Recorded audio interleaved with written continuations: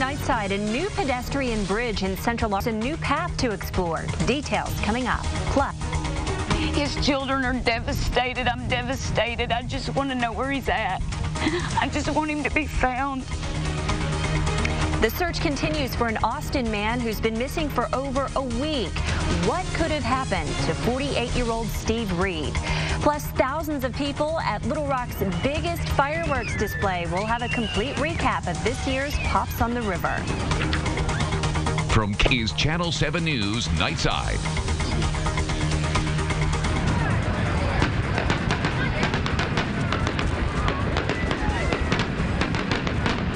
Happy 235th birthday, America. All across the nation, Americans celebrate the 4th of July with parades, picnics, and pyrotechnics. And it's no different for Arkansans. You're looking at fireworks from the largest celebration in the state tonight, Pops on the River in Little Rock.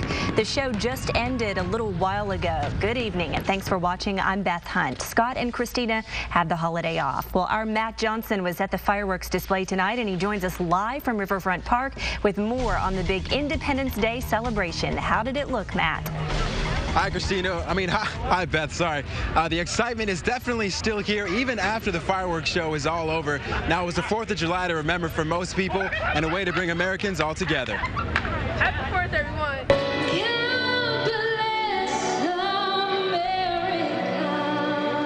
Thousands fanned the humid heat this 4th of July, but there was no escaping the patriotism in the air. It means so much to me because American soldiers died for our freedom. That's what this was all about. It was the establishment of our country, our Constitution. The fireworks.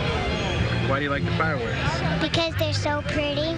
Downtown Little Rock was throbbing with excitement all day. 30,000 strangers, all proud to be Americans.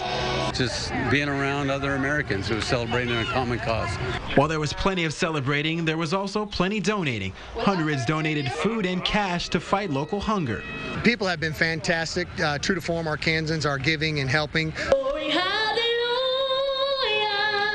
And on a day to celebrate the country's independence, thousands of families were brought together with a common cause impossible to forget.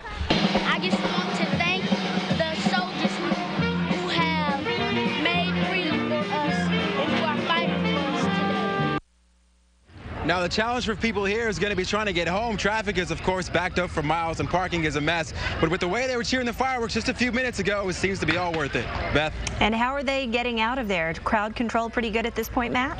Yeah, there's several police officers out there, and they seem to be doing a good job getting people in and out of the river market. But no matter what they do, it's going to be a while for everybody waiting in traffic here. Okay, seems like you saw a lot of characters out there today, some of them behind you right now. Matt Johnson, thanks a lot. Well, in some parts of the country, fireworks have been canceled over concerns they could spark wildfires. Dry, hot conditions have led to a ban on fireworks in parts of Arizona, Alabama, Florida, and Texas, where nearly every county has said no fireworks. As wildfires continue to burn in New Mexico, the governor practically begged residents to not light their fireworks. But it looks like the little bit of rain that fell in the state today may have been a good thing. Ned Permy joins us now at the first look at your weather. That combined with the rain that we had on Tuesday and showers tonight helped, and we had a lot of good fireworks celebrations tonight.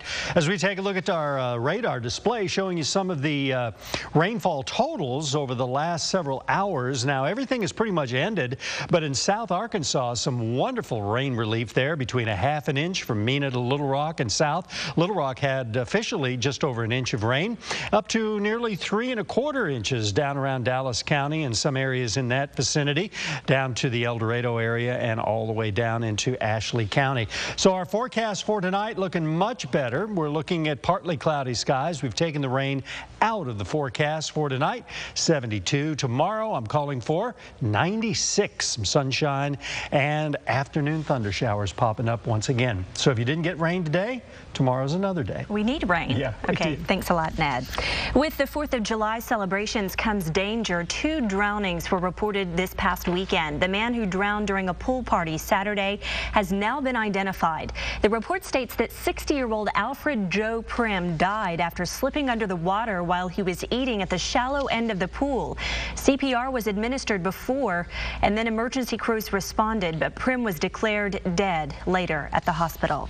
And a teenager from Jonesboro drowned while spending time with friends on the Spring River. 17-year-old Andrew Jackson drowned Saturday after falling in.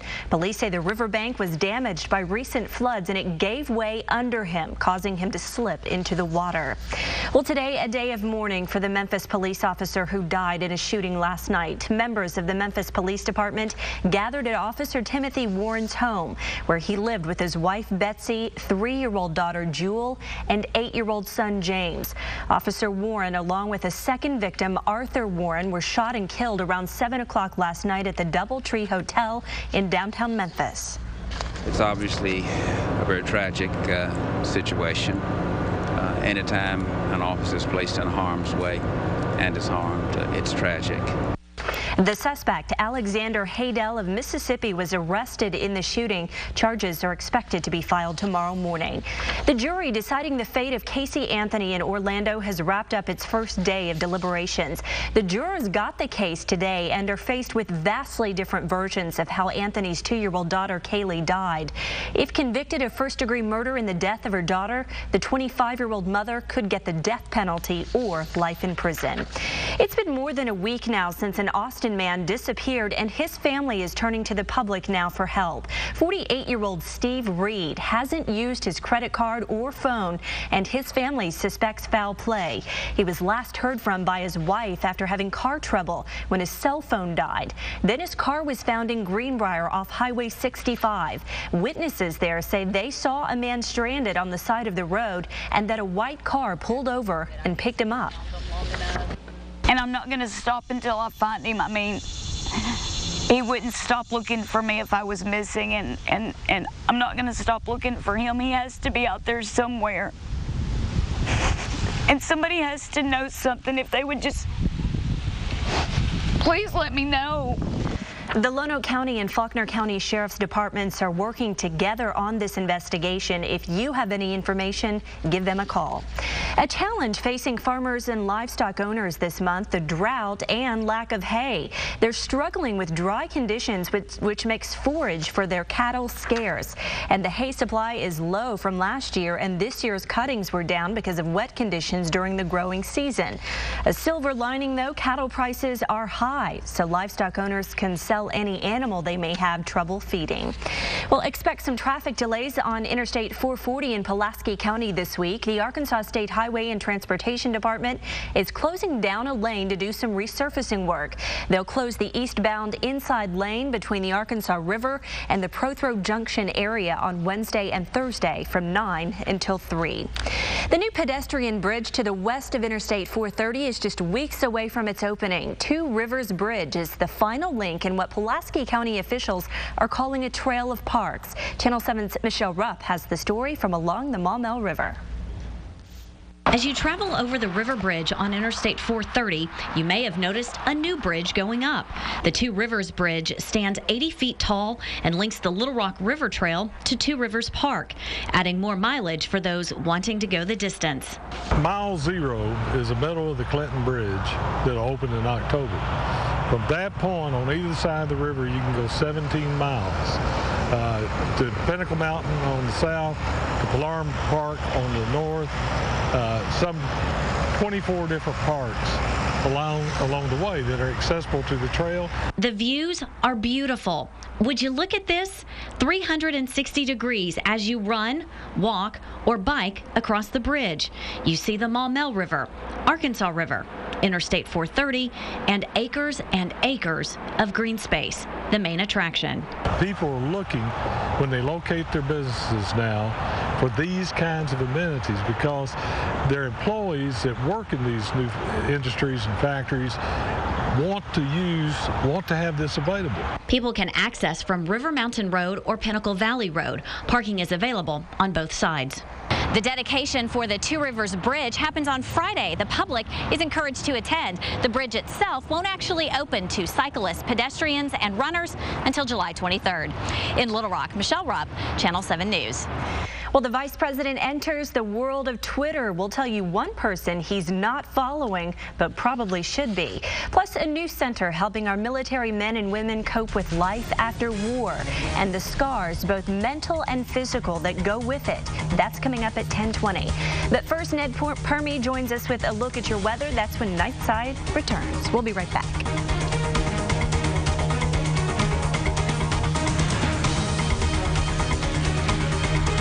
Channel 7 News Nightside, brought to you by Centennial Bank, Baptist Health, and Everett Buick GMC.